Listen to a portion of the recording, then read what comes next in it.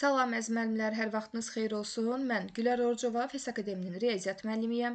Bugün sizinlə birlikdə sertifikasiya imtahanı üçün növbəti dəstək sınağımızın izahına baxırıq. Lakin sınağın izahına başlamazdan öncə xatırlatmaq istəyirəm ki, əgər sizlər də bizim həm ödənişli, həm də ödənişsiz dərslərimizdən faydalanmaq istəyirsinizsə, bax ekranda gördüyünüz 055 527 25 99 menecer nömrəsi ilə əlaqə saxlaya bilərsiniz. İndi isə başlayaq suallarımızın izahına. Baxırıq birinci suala. Birinci sualda bizə deyir ki, təpə nöqtələri uyğun olaraq A, B və C olan üçbucağın sahəsini tapın. Deməli, gəlin əvvəlcə biz bu üçbucağı, baxın, həmin bu koordinat sistemində qurmağa çalışaq. A nöqtəsinin koordinatları x-i də 0-dır, y-i də 0-dır. Deməli, bu yerləşir koordinat başlanğıcında. Bu x oxudur, bu da y oxudur. B nöqtəsinin koordinatları 4 və 5-dir. Yəni, deyək ki, x-i 4-dür, y-i də 5-dir. Onda B nöqtəsinin koordinatı, bax, olur burada. Daha sonra C nöqtəsinin koordinatı 0,5-dir. X-i 0-dır, y-i 5-dir. Bax, C nöqtəsi də yerləşir burada. İndi bu üç nöqtəni birləşdirməliyik və bizim belə bir üçbucağımız əmələ gəlir. Bu necə üçbucaqdır? Düzbucaqlı üçbucaqdır. Bizdən nəyi tələb edir? Düzbucaqlı üçbucağın sahəsini tapmağı tələb edir. Biz bilməliyik ki, düzbucaqlı üçbucağın sahəsini tapmaq üçün onun katetlərini bir-birinə vurub 2-yə bölə bilərik. İndi baxın, buradan bura qədər olan ümumi məsafə 5-dir. Buradan bura qədər 4-dürsə, deməli, buradan bura qədər də 4 olmuş olacaq. İndi bizdən tələb etdiyi bunun sahəsidir. Yazıram, S bərabərdir 5 vur 4 bölünsün 2. Bunun da düzgün cavabı 10 alınmış olur. Yəni, testimizin doğru variantı olur A bəndi. Baxırıq ikinci suala. Buranı silirəm. Deməli, İkinci sualda deyir ki, verilən bu tənliyin kökləri hasilini tapın. Kök altı ifadəyi dəymirik. Kök altında 11x üstəgəl 3 olduğu kimi qalır. Amma bu 3-ü keçirdir digər tərəfi. Olur x üstəgəl 3. Sonra hər tərəfi kvadrata yüksəldirik. Kökdən xilas etmək üçün dərəcə nədirsə, həmin dərəcədən qüvvəti yüksəldirik. Bununla bu, deməli, gedir, qalır 11x üstəgəl 3. İndi x üstəgəl 3-ü də kvadrata yüksəldirik. Olur x kvadrat üstəgəl 6x üstəgəl 9. Bu 11x üstəgəl 3-ü hər ikisini keçirdi digər tərəfə, yəni sağ tərəfə. Onda olur belə, x kvadrat, 6x-dan çıxırsınız 11x, eləyir mənfi 5x, 9-dan da çıxırsınız 3-ü, eləyir müsbət 6, bərabərdir 0. Viyyətə görə köklərini tapsaq, deməli, biri 2-dir, biri 3-dür. Hər ikisi. Və bizdən də bu köklərin hasilini tələb edir. Elə 2-ni 3-ə vursaq, düzgün cavab 6 alınmış olur. Yəni, testimizin doğru variantı ikinci sualda olur Y bəndi. Y variantı. Baxırıq üçüncü suala. 3-də bizə deyir ki, kürənin səthinin sahəsi 81 pi kvadrat santimetrdir. Buna əsasən biz bu kürənin həcmini tapmalıyıq. Tez kürənin bu səthinin sahə düsturunu yadınıza salırsınız. 4 pi r kvadrat. Əgər bu 81 piyə bərabərdirsə, pilər ixtisar gedir. 4 r kvadrat 81-dirsə, buradan r kvadrat bərabər olur 81 bölünsün 4-ə. R kvadrat 81 bölünsün 4-dürsə, deməli, radiusun özü 9 bölünsün 2 almış olacaq. Bizdən tələb etdiyi kürənin həcmini tapmaqdır. Kürənin həcm düsturu da V bərabərdir 3-də 4 pi r kubu olmuş olacaq. Bu da bərabərdir 3-də 4 olduğu kimi qalır. Pi də olduğu kimi qalır. R-in kubu deyəndə 2-nin kubu 8, 9-un kubu 729. Bu 4 ilə bu 8 ixtisar gedir 2 dəfə. 3-ü 2-yə vururuq 6 eləyir. 729-da 6-ya böləndə düzgün cavab 121 tam, onda 5 deməli, pi alınmış olur. 121 tam onda 5 pi kub santimetr, bəli. Testimizin doğru variantı olur Y bəndi. Daha sonra baxıram 4-cü suala.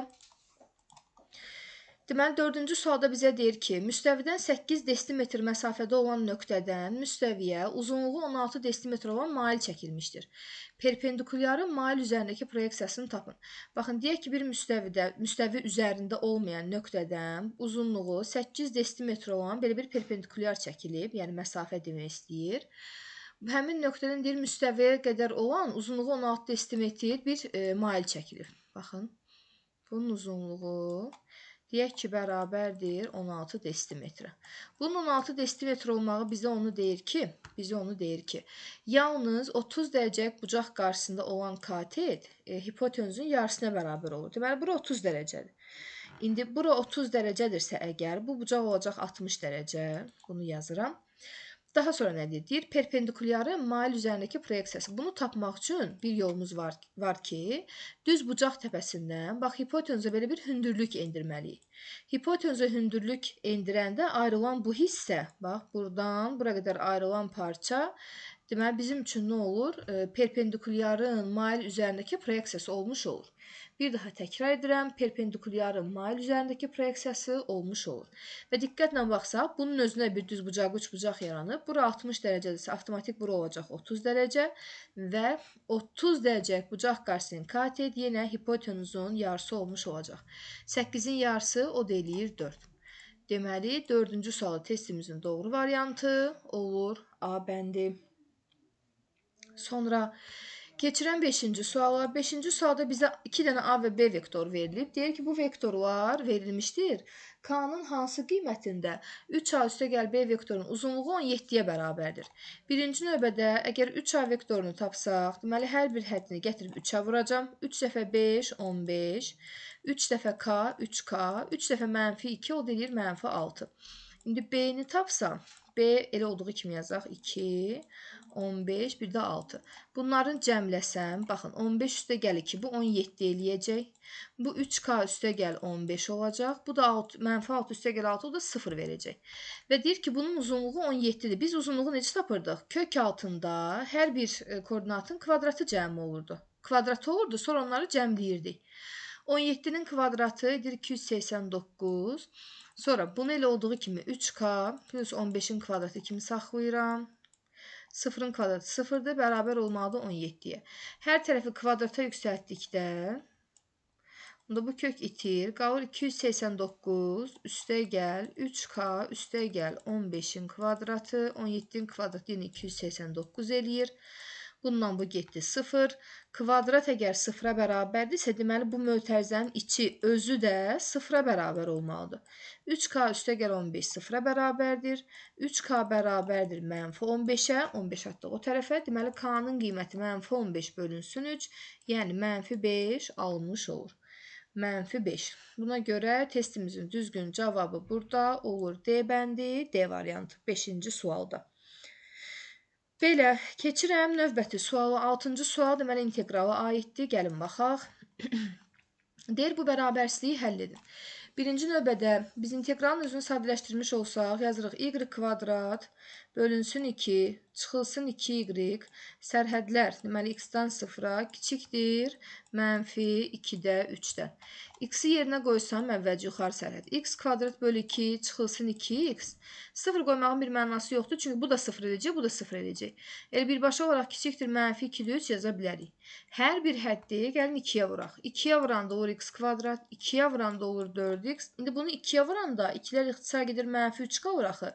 Onu da birbaşa olaraq keçirdirik sol tərəfə, olur üstə gəl 3, kiçikdir 0-dan.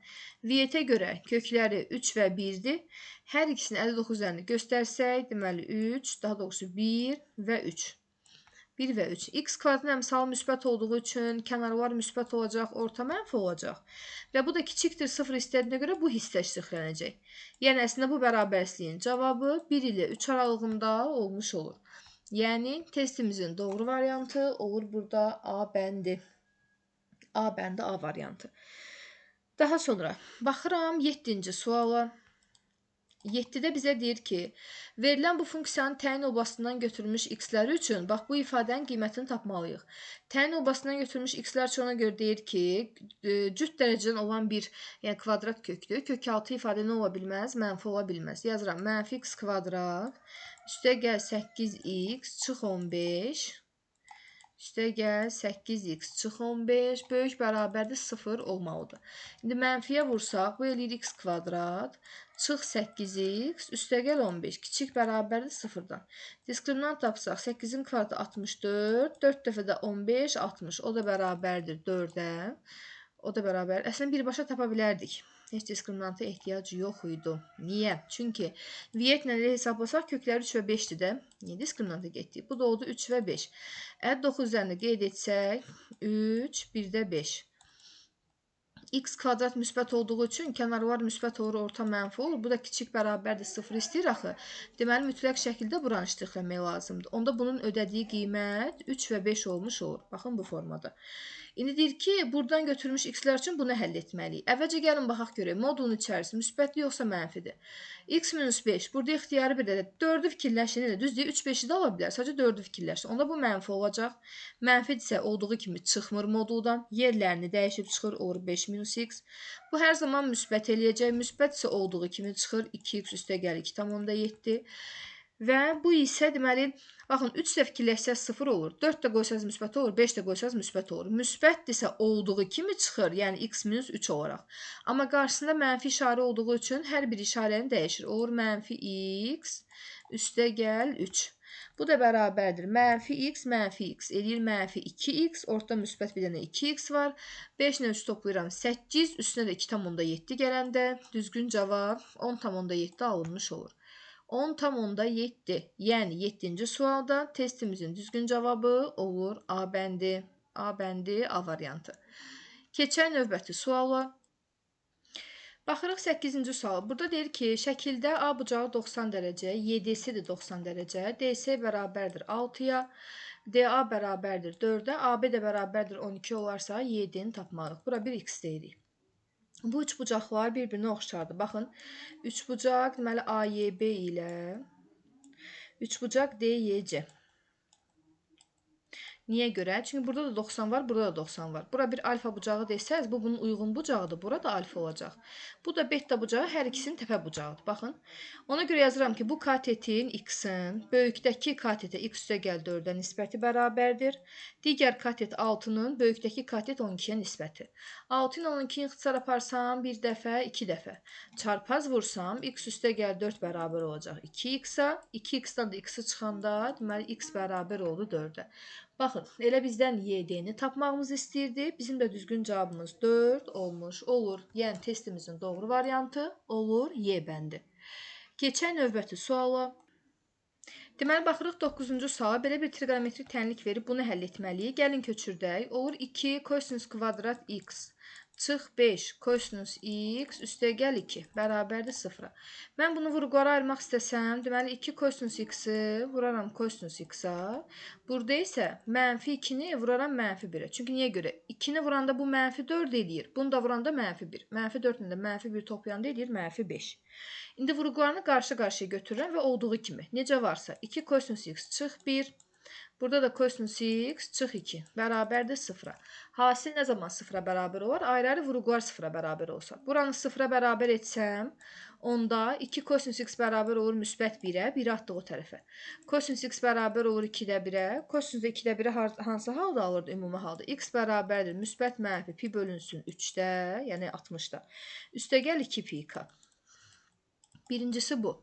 İndi siz buranı 0-a bərabər etsəz, 2 keçir digər tərəfə, kosinus x bərabər olur müsbət 2-yə. Kosinus müsbət 2-yə bərabər ola bilməz. Çünki kosinusun aralığı mənfi 1-dən 1 aralığındadır. 2 ala bilmir. Bu da olur boş çoxluq. Deməli, yeganə bir dənə kökü oldu. Müsbət mənfi pi bölünsün 3, üstə gəl 2 pi k. Testimizin düzgün cavabı olur A bəndi. Keçək növbəti suala. Baxırıq 10-cu sualın izahına. 10-cu sualda bizə deyir ki, bərabəryalın trapesiyanın hündürlüyü onun böyük oturacağının uzunluqları 4 və 13 cm olan iki hissəyə ayrılır. Trapesiyanın kiçik oturacağını tapın. Bərabəryalın trapesiyada, deməli, yan tərəflər bir-birinə bərabərdir. Kiçik oturacağı 4 verir, böyük oturacağı 13 verir. Yox, daha doğrusu. Bu bizə deyir ki, hündürlük çəkilməlidir. Bu hündürlüyün böyük oturacaq üzərində ayırdığı hissələr kiçik 4-dür, böyüyü 13 cm uzunluğundadır. Trapesiyanın kiçik oturacağını istəyir. Baxın, bura bir x deyək. Biz bilməliyik ki, bərabəryalın trapesiyada yan tərəflər bir-birinə bərabərdir və hündürlük endirəndə bu hündürlüyün oturacaqdan ayırdığı böyük parçanın uzunluğu elə orta xəttin öz uzunluğuna bərabər olur. Bir daha deyirəm. Hündürlük endirəndə yalnız bərabəryalın trapesiyada. Bax, ayrılan bu böyük hissə elə orta xəttə bərabər olmuş olur. Orta xətt 13-dür. Kiçik oturacağa x demişəm. Bəs böyük oturacaq? Böyük oturacaq da olur 17. Onda oturacaqlar cəminin yarısı x üstəgəl 17 bölünsün 2 bərabər olmalıdır elə orta xəttin özü, yəni 13-ə. Çarpaz vuracaqsınız. X üstəgəl 17 bərabərdir 26-dırsa, x də bərabərdir 26 çıxılsın 17, düzgün cavab 9 alınmış olacaq. Yəni 10-cu sualda testimizin düzgün cavabı olur D bəndi. D bəndi D variantı. Belə. Bu da bizim bu sınaq üçün olan suallarımızın sonuncusunun izahı idi. Bir daha xatırlatmaq istəyirəm ki, sizlər də paylaşılan bu cür sınaqlardan bizim həm ödənişli, həm də ödənişsiz dərslərimizdən faydalanmaq istəyirsinizsə, hal-hazırda ekranda gördüyünüz 055 527 25 99 menecer nömrəsi ilə əlaqə saxlaya bilərsiniz. Videonu bəyənməyi və kanalımıza abunə olmağı unutmayın. İzlədiyiniz üçün təşəkkürlər.